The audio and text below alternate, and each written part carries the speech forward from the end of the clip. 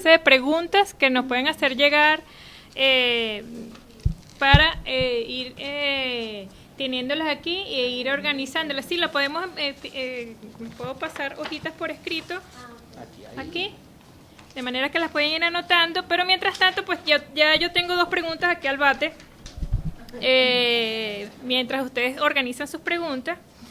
Y bueno, tomando en cuenta que la disertación de la doctora Áñez tiene un especial énfasis en la formación del talento humano, en la formación de ese personal docente como uno de los aspectos más importantes para garantizar la calidad, para elevar la calidad, para trabajar y gestar la calidad dentro de nuestras instituciones de educación universitaria, uniendo ese planteamiento que usted realiza sobre la importancia de la formación, y a su vez uniendo con esa interesante denominación que le da el profesor Fuguet con respecto a eso de cómo conseguimos la investigación como valor o como representación simbólica que trascienda a esa representación instrumental de la investigación como un mero acto para ascender o para ascender o para cumplir, bueno, con ciertos parámetros que ya están establecidos históricamente, institucionalmente.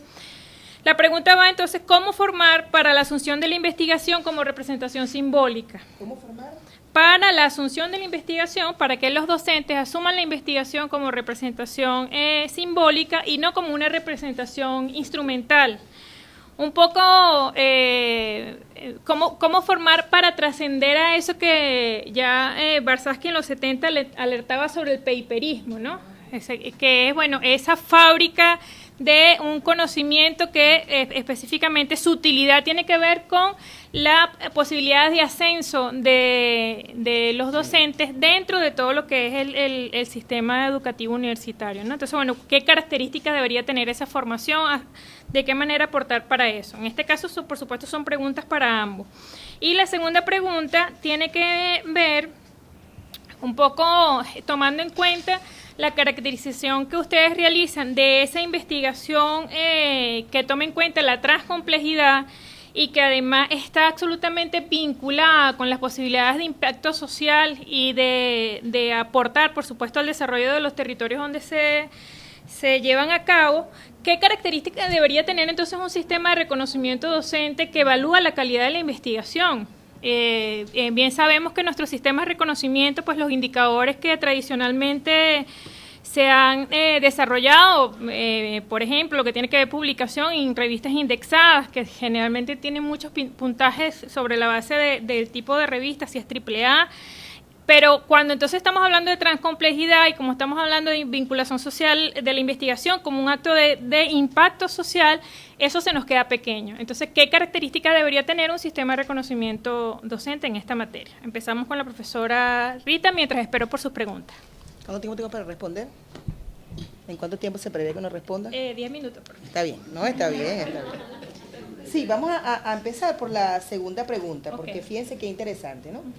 Me hace una pregunta sobre la cual he trabajado yo mucho. Excelente. Tiene que ver mucho con los modelos, cómo se evalúa el desempeño docente. Yo estoy convencida que tenemos que, así como respetamos los diferentes tipos de universidades que existen, no es que una es mejor que la otra, sino que coexiste en el mundo la diversidad, porque la complejidad lleva el respeto a la diversidad. Todos somos importantes. Todas las instituciones de las que se dedican, lo que llaman de clase mundial, ustedes saben que hay universidades de clase mundial que entran en los rankings y que tienen unos retos establecidos por instituciones que se les paga pues para que califiquen las universidades. Hasta la Universidad de los Pueblos Indígenas que tenemos allá en el Caura, ¿verdad? Que es una universidad incipiente, donde se está dando atención directa a nuestro querido hermano, en este caso del Estado Bolívar y del Amazonas, pues es tan importante una cosa como la otra. O sea, todas son universidades que se dedican a formar y a sacar de los hombres y mujeres ese talento natural que tienen dentro de esa diversidad. Entonces el tema tiene que ver cómo ese docente para este tipo de universidades, para cada tipo de universidad, con unos principios universales de lo que debe ser un docente, ya lo decía la UNESCO, ¿verdad?, que tenga competencias y capacidades para saber evaluar, para saber comprender, para saber motivar, para saber promover el desarrollo de ese estudiante que le toca como alumno, del cual también él aprende. Esos paradigmas tienen que ser construidos. dentro de esa diversidad, de esa complejidad. Nosotros en nuestra universidad, vamos a comenzar, una universidad politécnica, donde el 75% son ingenieros o ingenieras, donde existe apenas un 20% de gente que son profesionales de la docencia, o sea, generadores de las materias de los ciclos generales y básicos, y otros son un porcentaje de egresados de las ciencias naturales. Evidentemente que tenemos que trabajar con un paradigma de una formación de un docente, donde la innovación, la curiosidad, la aplicación, el tecnicismo, aunque no dentro del lenguaje oculto o de brujos, como decía Fue, sino el lenguaje de hacer lo más complejo, lo más sencillo, ¿verdad? Hemos tratado de formar un docente que tenga competencias para transmitir técnicas, herramientas, enseñanzas. Entonces, la respuesta es tanta diversidad de formas, de profesores, de técnicas como universidades haya. Porque eso es lo que tenemos que respetar. No hay un modelo único, no hay una forma única. Existen muchísimas formas de poder construir o de poder formar esos nuevos paradigmas, ¿verdad? Esos nuevos paradigmas que tenemos. Fíjense, nosotros aplicamos una encuesta, vamos a aplicar los resultados en la proximidad de lo que vengamos de vacaciones a 150 profesores. Y tomamos nuestro muestreo aleatorio, pero siempre respetando las categorías: instructores, asistentes, agregados, asociados, titulares. Y acá ahora le aplicamos unas encuestas, donde medimos lo valorativo cuantitativo, por supuesto, el que más se medía la trayectoria de su carrera académica, evidentemente, si estaba en titular, había discurrido en una trayectoria mucho más amplia y tenía una visión, claro, más amplia. Pero qué interesante cuando uno ve a estos profesores, instructores, asistentes agregados con ese deseo de formarse para llegar a publicar, para llegar a trascender, para llegar a formarse y entrenarse. Es evidente que ahí está lo que yo comparto con el colega, lo valorativo. Si tú amas lo que haces, si te gusta lo que haces, si eres un docente por vocación, mira, tú vas a seguir estudiando y formándote, porque el valor mayor es la satisfacción propia del aprendizaje permanente que tú te has impuesto como profesor. Y eso es lo que yo quiero formar. Por supuesto que habrá gente que a lo mejor no tiene esa vocación nata. A lo mejor lo ve como una forma de ganarse la vida. También son respetados, porque también dentro de esa forma de ganarse la vida, también compiten por ser mejores, porque saben que significan las credenciales una promoción en su carrera y mayores niveles de reconocimiento y a lo mejor de gratificación económica. Pero no importa si tú vives para trabajar o trabajas para vivir, ¿verdad? Pero en todo caso, ambas maneras de ver la profesión docente son respetables y sobre todo, claro que queremos despertar vocaciones en aquellos que aman la profesión de transmitir y siempre seguir aprendiendo, porque uno aprende cada día más en la medida en que más enseña. Es el famoso principio de que entre más tú das, más recibes. Vamos a ver lo otro que es muy interesante, es un gran reto, y es cómo, ¿verdad?, trascender con ese conocimiento, cómo asumir ese conocimiento útil, esa aplicación en lo social, en lo territorial. Fíjense, hoy en día una de las grandes motivaciones, no solamente de nuestra universidad latinoamericana, de este entorno iberoamericano, sino los países, los grandes países que por lo menos en función de la tecnología, se miden en función de eso, ¿no? Grandes países, pequeños países, creo que el hombre y la mujer es lo que hace a un país o una nación grande, pero vamos a verlo en términos de sus indicadores de número de patentes, producción, tecnología. Estas naciones que manejan, ¿verdad? Nadie va a ocultar que todos manejan un iPad, que todos manejan un microprocesador y que, bueno, esa es la tecnología.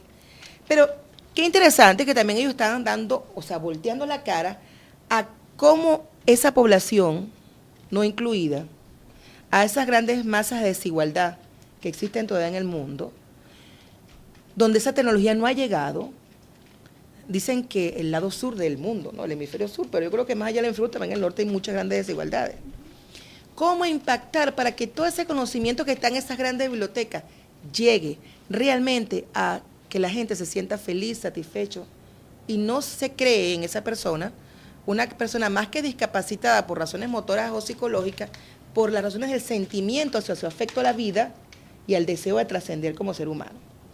Las grandes universidades están ahorita en una cosa que en vez de llamar, antes uno hablaba de la aplicación del conocimiento en la sociedad, ahora se llama cómo movilizar ese conocimiento, movilizarlo de esos estantes, cómo movilizarlo, cómo llevarlo hacia esas grandes masas, exactamente. Entonces, se está trabajando en grupo de reflexión doctoral, en nuestro doctorado de ingeniería, en la mención de productividad, está trabajando en unas tesis, ojalá que en 2 años pues tengamos unos resultados, que tienen que ver con la movilización del conocimiento.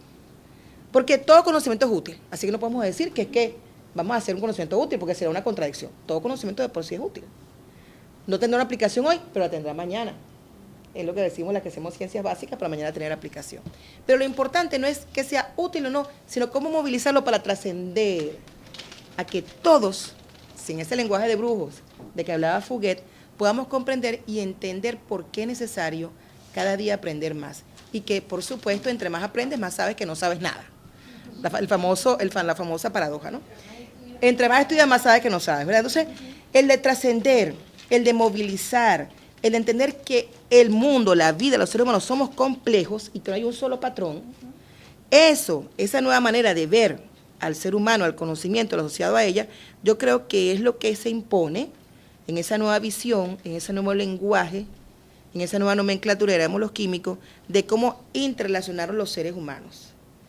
Porque hay un lenguaje, por supuesto, un lenguaje de señas, hay un lenguaje, pero el lenguaje mejor que yo creo que es el lenguaje que nos va a unir, por supuesto, más allá de la frontera, es el lenguaje de los valores fundamentales, es el lenguaje de las emociones, que es la que nos mueven, y es el lenguaje basado en la solidaridad, el respeto, pero sobre todo en la inclusión.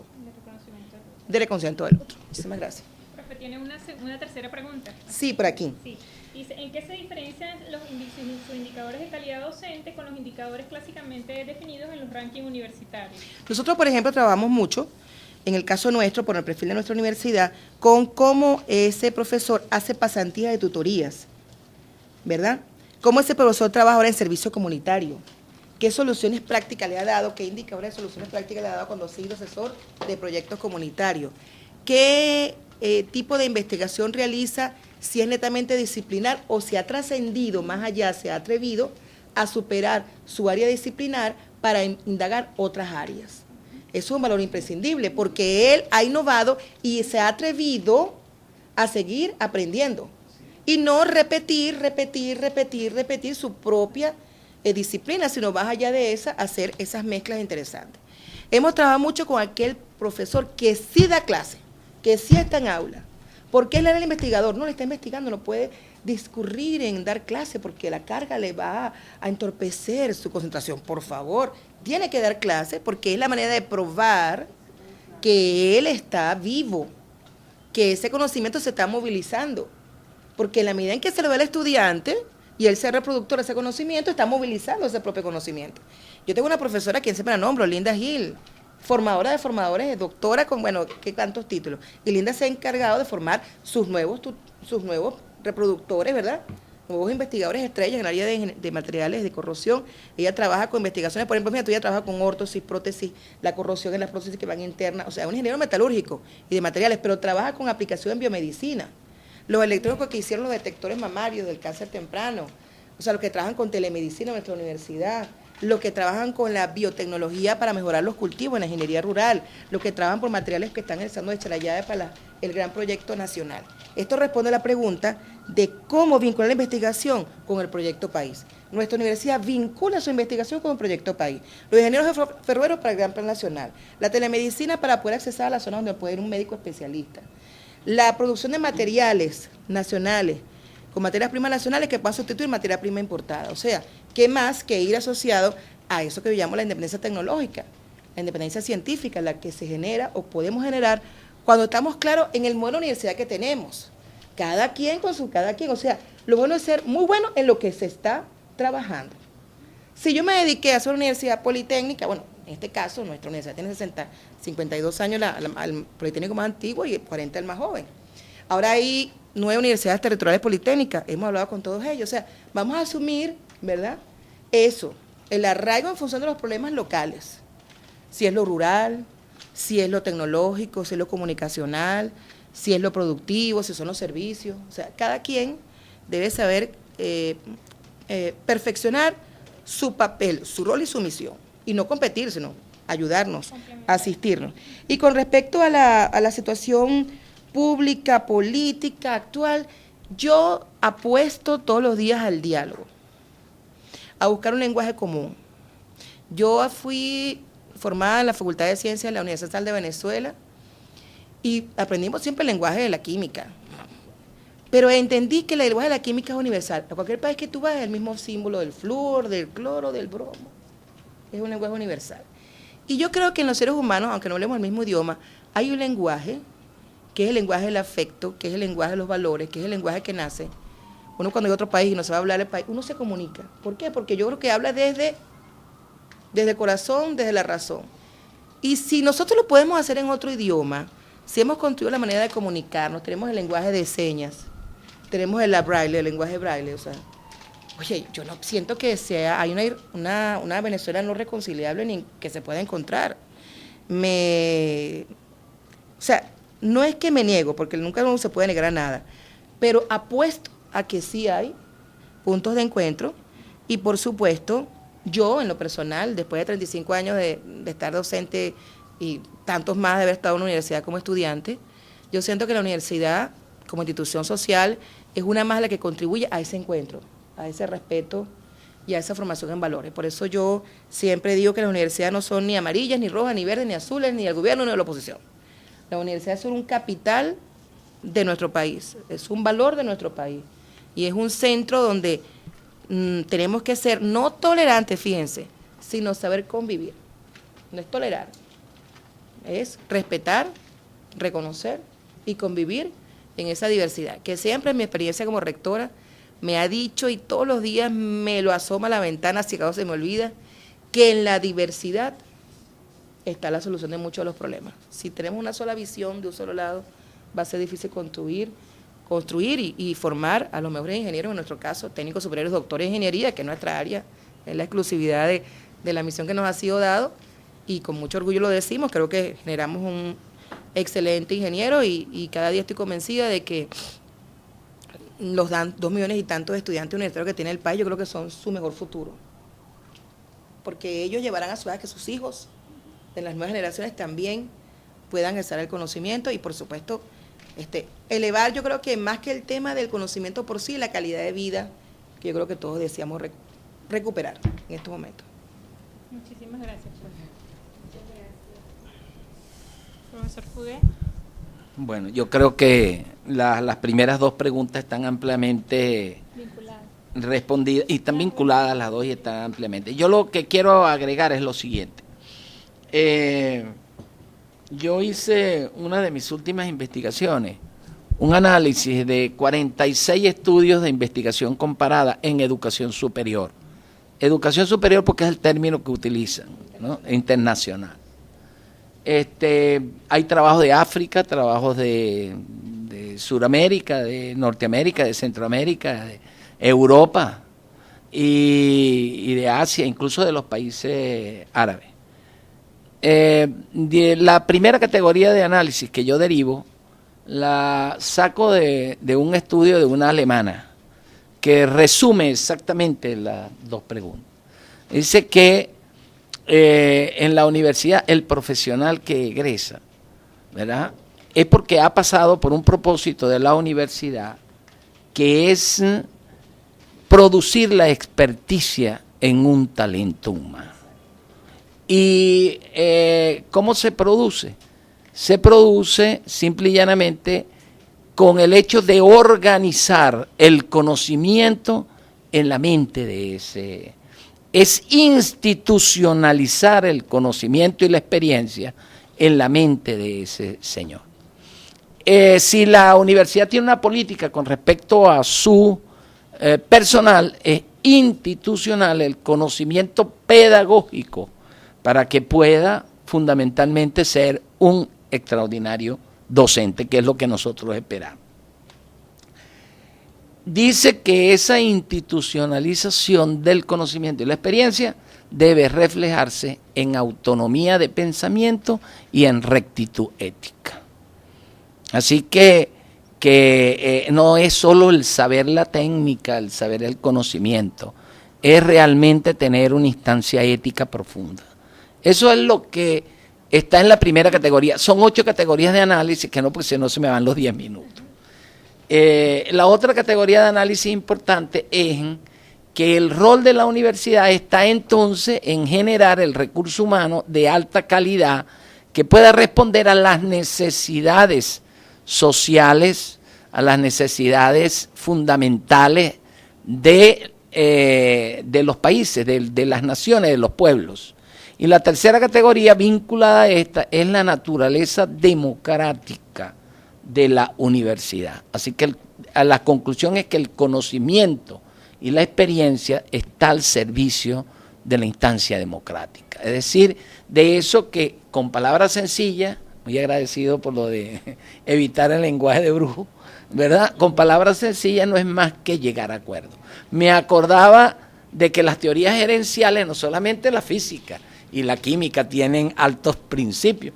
Las teorías gerenciales muy sencillas dicen que el conflicto y el acuerdo es un solo proceso. Más nada, no es que el conflicto existe, ok, solo, no. El conflicto y el acuerdo es un solo proceso, ok, y eso es fundamental. Yo creo que para efectos de políticas públicas, pues el consenso, ¿verdad?, es extraordinariamente importante. Bueno, tengo una pregunta aquí que es fácil de responder, pero muy amplia en su contenido. No sé quién la hizo por acá. Dice así: ¿podría caracterizar la evaluación de la calidad del currículo en el marco del paradigma de innovación que acaba de explicar? Sí. Mire, rapidito, la historia, que es también otro enfoque aceptado en las disciplinas ahorita, el enfoque histórico de la disciplina como elemento motivacional, se está haciendo mucho en química y en física, ¿no? El elemento histórico nos ha venido diciendo que la evaluación surge como medición. Luego viene la gran era de oro de la evaluación, que es la evaluación de programa. Fíjense, no dice solo rendimiento estudiantil, la evaluación de programa, cuyo padre fue Ralph Tyler, que todo el mundo lo ha estudiado en la pedagogía. Luego vino la evaluación del juicio, que es la de los grandes evaluadores institucionales. Todos ustedes saben de Staffelbein, evaluación institucional, la evaluación para la toma de decisiones, para el mejoramiento, todo ese lenguaje, ¿no? Y luego está la cuarta generación de evaluación, sería la cuarta disciplina acá en que dice que la evaluación es una negociación, porque la evaluación no es más que el compartir, ¿verdad?, las pistas del aprendizaje para que se dé el aprendizaje colectivo. Y eso es sumamente importante. Yo puedo poner un ejemplo. Un día a un hijo mío, la maestra le preguntó: ¿cuál es tu ciudad? Y mi hijo le dijo Coro. Le dijo: hijo, pero si tú vives en Caracas. No, perdón, usted me preguntó tu ciudad, yo nací en Coro. Pero lo cierto es que los dos llegaron a la conclusión de que ella no preguntó dónde naciste y mi hijo le respondió dónde vivía. Okay. Esa conversación, ese intercambio es el que construye el conocimiento, y ese es el intercambio. Y para eso, señores, hay que estar formados. Para eso hay que estar formado, porque si no se está formado para llevar esa pedagogía, entonces vuelve nuevamente a los patrones viejos de yo enseño y pregunto. No, estamos claros allí. Fíjense que la evaluación de calidad tiene que ver con tres conceptos fundamentales que son relacionados, íntimamente relacionados. El primer concepto es el concepto comunicacional, que ya yo lo he explicado con este ejemplo. Hay un concepto de que es comunicacional y que debe haber un rapport, ¿verdad?, en esa situación. Debe ser responsivo. Es decir, así como mi hijo respondió, debe ser responsivo. Por eso es que ahora no se habla de evaluación preordenada. Es decir, en la cuarta generación, la generación constructivista, muere el plan de evaluación. Y todavía hay instituciones que le dicen: me das el plan de evaluación, si no, estamos claros, muere. ¿Por qué? Porque la evaluación es una parte de la propia pedagogía que se da naturalmente. Así es como lo concibe, ¿verdad? Entonces es como la retroalimentación inmediata de la comunicación en términos responsivos, respondentes. Este es un concepto de Robert Steig, evaluación respondente, que significa que es en el mismo momento en que tú enseñas, tienes que dar la retroalimentación. Yo me acuerdo cuando estudiaba inglés que estaba asustado porque dicen que loro viejo no aprende a hablar. Cuando fui a aprender inglés para hacer mi maestría, bueno, yo me acuerdo que el profesor le decía a los venezolanos el ending, es decir, cada vez que uno decía she da, entonces el otro decía inmediatamente s. ¿Por qué? Porque nosotros no pronunciamos las S de nuestro lenguaje es muda. Entonces, él no esperaba allá Almeja decirte, mire, tuviste varios errores, entre los cuales tu problema, no, te lo decía inmediatamente, lo cual quiere decir que uno se cuidaba, uno respondía, ¿verdad?, con eso. Eso es lo que es evaluación respondente. Y el concepto más importante es el evolutivo. Es decir, el aprendizaje se da en términos evolutivos. Por eso se diseña un portafolio. Un portafolio no es nada más que el historial del individuo que comienza haciendo productos con errores, pero el último producto es decir, se han cambiado las estructuras conceptuales de eso. El niño comienza a pintar en preescolar y los profesores se dan cuenta de que el niño no respeta los límites. ¿Por qué? Porque no tiene motricidad fina. Cuando el profesor le dice, mira, ven acá, te saliste de aquí, el niño comienza a dominar y comienza a practicar la motricidad fina. Lo mismo sucede a nivel de un joven con los conceptos. Y decirle, oye, está muy bueno tu esquema, pero mira, ven acá, vamos a hacer lo siguiente. Me parece que puedes complementar o puedes dividir este asunto. Y el último esquema que le presenta es mucho mejor. Entonces, es evolutivo el aprendizaje. Y significa que el alumno está en continua revisión. Fíjense bien que esto estaría estaría ejercitando a los individuos en cómo van a funcionar como profesionales. Eso es lo que hacemos los profesionales, hacer nuestra reingeniería de cómo actuamos. Y así es como vamos a elevar la calidad, haciendo nuestra reingeniería, nuestra evaluación propia. Bueno, yo pudiera extenderme en materia de evaluación, entre otras cosas, pero creo que lo fundamental de la calidad es realmente que se dé un proceso reactivo, o fíjense que no he dicho reaccionario, he dicho reactivo de la reacción, un proceso comunicativo y un proceso evolutivo. Bueno, yo creo que ya con este minutico que tengo ya. Sí. Aislado de la sociedad. Primero, para empezar, ¿cómo se define la investigación? Hay todo el paradigma positivista, todavía cientificista, de un laboratorio, una persona así tipo genio, con unos lentes, nada más ausente de la realidad. Una bata blanca y cosas como esas. Yo puedo decir con propiedad porque mi tesis fue, nunca me olvidé, los oxocomplejos de molibdeno, un elemento, y hice un laboratorio en atmósfera de argón, yo sé lo que es esos ambientes, pero sin embargo ahí se batía el cobre, y uno hablaba de cómo eso podía tener un impacto, por ejemplo, en el caso nuestro que trabajamos con esa familia que son el cromo, el molibdeno y el tungsteno para que sepan es el filamento que está en los famosos bombillos incandescentes, el molibdeno está con muchas trazas como oligoelementos y el cromo ya lo conocemos todo, ¿verdad? Que es para cromar las cosas. O sea, todo tiene un lenguaje de aplicación. Más de lo que uno piensa, los procesos vitales están asociados a los procesos de investigación. Lo que pasa es que a lo mejor no ha habido la ciencia, que Arístide Bastida, me acuerdo que lo decía muy bien, ¿no? La ciencia amena, de cómo llevar ese lenguaje, de esa cosa críptica, ¿verdad?, a las cosas cotidianas que vivimos. O sea, cómo hacer la ciencia amena, cómo llevar esos procesos de nuestra realidad cotidiana a lo que hacen en el EVIC. Mi tesis, yo trabajaba con unos compuestos muy costosos, era un catalizador de rutina, me acuerdo yo, tenía que ir al EVIC a buscar, y también compartía con muchos de los científicos, que aunque su dedicación tiene que ser muy alta, porque dice que tú montas un experimento, tienes que estar 24 horas en el laboratorio, como un médico cuando opera, ¿verdad? Sin embargo, son procesos también de vida y son sociales, y uno sabe que eso trasciende a la sociedad. O sea, que no hay una ruptura entre lo que se hace en los espacios, vamos a decir, de laboratorio, o los mismos laboratorios sociales. Hay una investigación social que en nuestro país se ha menospreciado frente a la investigación de las ciencias naturales. También es otra herencia que no tiene sentido. La investigación social es tan rigurosa, tan importante en las ciencias humanas. O sea, la investigación abarca toda la actividad humana, todo el hecho humano. Entonces, no hay ninguna vulneración, todo lo contrario, hay una complementariedad. La investigación se justifica en la medida en que se aplica para que el hombre viva mejor, para respetar el planeta, para producir bienestar. Entonces, hay ahí sí como una especie de dicotomía que en realidad no existe en la práctica. Ni existe en los jóvenes científicos de ahora, me consta, ni existió en nosotros, mi generación. Yo ingresé hace 30 y pico años a la Facultad de Ciencias, ni existía en ese momento.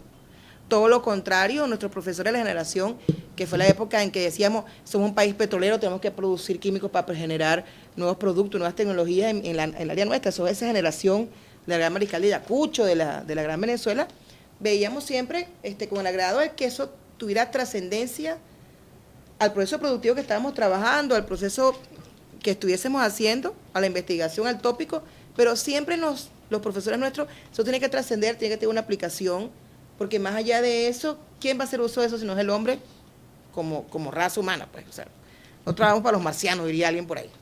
Así que no hay ninguna vulneración. Solamente que ha habido como una gremialización, un ataque gremialista con respecto a que alguien de la comunidad juzgue tu creación. Ahí hay como una especie de temor, ¿no?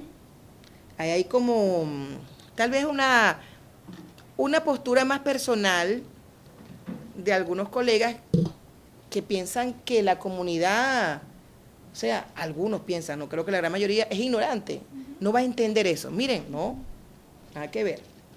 Nosotros, más allá de lo que uno piensa, tal vez mi universidad me ha enseñado a mí, porque tiene en grandes urbes Barquisimeto, pero también tienen Carora, y tienen Caracas, pero tienen Charallave, y tienen Guarena. O sea, yo tengo sede de mi universidad en diferentes territorios, ¿no? Y entonces eso me ha permitido a mí quitarme esa idea, pues las grandes urbes, los grandes centros, ¿no? En esa comunidad pequeña, en esa aldea, hay una sabiduría inmensa, ¿verdad? Hay una sabiduría inmensa. Esos saberes, digamos que a lo mejor no accesamos a ellos porque no sabemos, es ese ingeniero práctico que resuelve cosas sin haber estudiado, ni aplica un ciclo de Carnot a un proceso de refrigeración, pero lo aplica, ¿verdad? Y sin hacer un circuito monta una alarma. Entonces, ahí hay mucho, no hay ninguna vulneración, hay una complementariedad. La respuesta es esa y en la práctica se ve así. Por otro lado, por supuesto, todos conocemos a Ernesto Che Guevara y su famosa expresión, la Universidad de Pintarse de Pueblo, de obreros y de campesinos, no es más que una expresión, digamos, de un marketing, vamos a hablar así en términos claros, para hacer ver, en un momento histórico, ¿verdad?, cuando le tocó vivir Che Guevara, que más allá de la universidad para los cultos, esta es una manera de decirlo en ese tiempo, ¿verdad?, la universidad tiene que trascender a todo y dar la oportunidad a todo. Porque hay un estudio también, profesor, hablando de sus estudios, y también había un estudio, oye, que es un poquito triste, ¿no? Dice, siempre los hijos toman en un alto porcentaje la profesión de los padres. Es difícil romper. Entonces, si son obreros, los hijos serán obreros. Si son taxistas, los hijos serán taxistas. Si son panaderos. Entonces, romper esa tradición, no porque sea mala, ¿no?, sino para poder lograr, ¿verdad?, la diversificación, tiende a ser el paradigma. Mi padre hace esto y vive bien porque no va a seguir eso, ¿no? Entonces, claro, romper eso es lo que yo creo que se quiere decir, la universidad debe romper, ¿verdad?, esos ciclos, pues. Debe irrumpir, debe innovar, y por eso es tan importante cuando un padre se empeña que su hijo estudie lo que él estudió.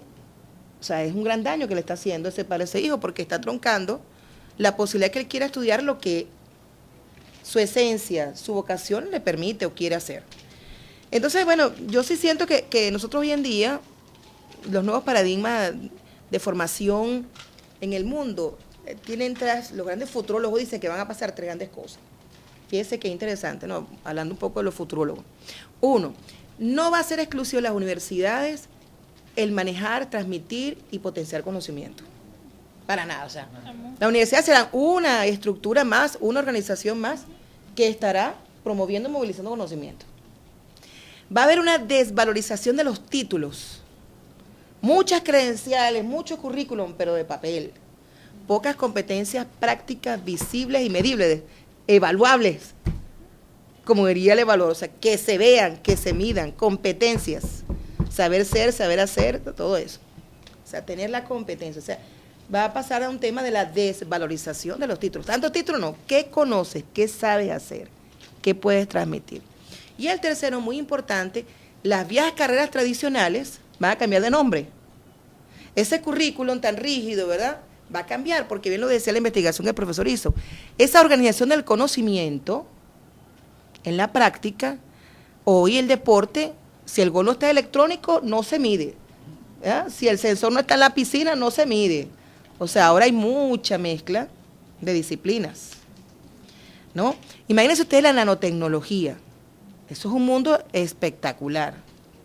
Los nanomateriales, los nanomedicamentos, o sea, la molécula que llega exactamente a la enfermedad. Esa nanotecnología, ¿cómo es posible? Porque el químico, porque el médico, porque el bioquímico, ¿no? Porque se mezclaron muchos para poder llegar a la nanomolécula. Entonces, ya esos contenidos organizados va a ser un gran reto organizarlos, los que van a hacer currículum al futuro, porque lo que te van a dar son grandes habilidades, grandes destrezas para aprender y seguir aprendiendo y seguir aprendiendo y seguir aprendiendo. De hecho, hay un estudio que dice que en los países muy desarrollados, tú cambias de profesión cada tantos años. Te formaste como químico, después fuiste abogado y terminaste siendo como economista. No, o sea, cualquier cosa puede pasar.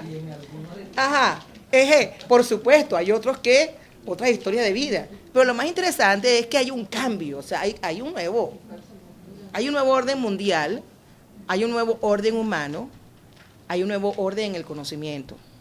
Y esa organización sistemática, ¿no?, de lo que aprendimos, como de una manera, ahora hay que aprender a desaprender. Aprender a desaprender, para volver a aprender y volver a sentarse en un pupitre. A veces que le cuesta a uno sentarse en un pupitre de nuevo, sentarse a tomar apunte, o estar con el iPad, las redes sociales. Hay un nuevo lenguaje, pero lo bello de ese lenguaje es que siempre va a ser lo mismo. O sea, si no existen valores en el ser humano, por más títulos que tengas, por más cosas, si las emociones no te mueven, no eres solidario. Si no aprendes a ser un buen hijo, un buen padre, un buen esposo, una buena esposa, si no te duele el que tú tengas y otros no tengan, si no trabajas por aquellos que no tuvieron tus mismas posibilidades, si te olvidas de eso, de ser un ser humano que sienta y que le duelan las cosas. Yo siempre he dicho, yo seré rectora el día cuando yo no me sienta ninguna angustia, ya no puedo ser. Porque a mi cargo está asociado un gran compromiso. Entonces tengo que estar angustiada, porque evidentemente siento, ¿verdad?, que los acontecimientos van a un ritmo que a lo mejor no puedo responder. Pero ese reto, ese deseo es el que me mantiene, o sea, el que nos mantiene activos para poder estar en alerta.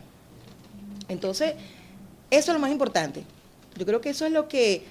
Y si la familia no persiste como institución universal, si la familia no existe, ¿verdad?, esa figura que... esa abuelita, ese abuelito, ese perrito que todos hemos tenido, esa figura, sea en el país que sea, olvídense,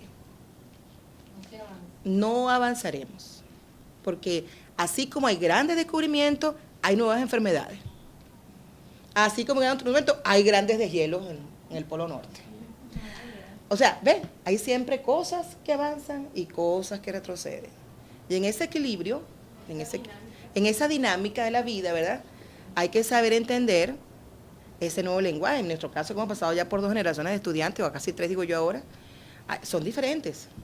Cada generación impone un reto de comunicación personal como docente y mucho más como rector o rector en mi caso, de conducir una institución donde esos grandes cambios también se están dando desde lo interno.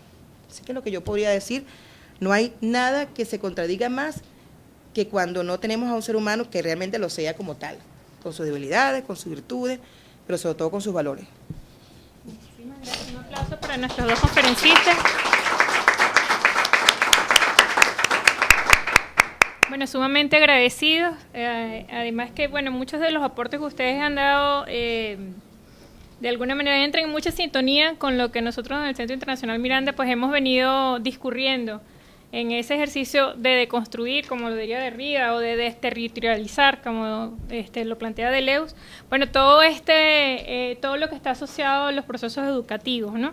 Y fíjese que tanto la profe Rita como el profesor Fuguet pues nos hacen referencia a algo que nosotros hemos denominado aquí en el Centro Internacional Miranda como ese maestro realengo que anda por allí, que tiene muchas cosas que enseñarnos, o el investigador realengo también, que además es un término que tiene su autoría en el profesor Gustavo González, de aquí del Centro Internacional Miranda, y que qué rico sería esa posibilidad de poder gestar la unión de esos dos tipos de miradas, tanto en el acto docente como en el acto de investigación, de esos investigadores y maestros realengos que tenemos cotidianamente en nuestros contextos con lo que está sucediendo en las universidades.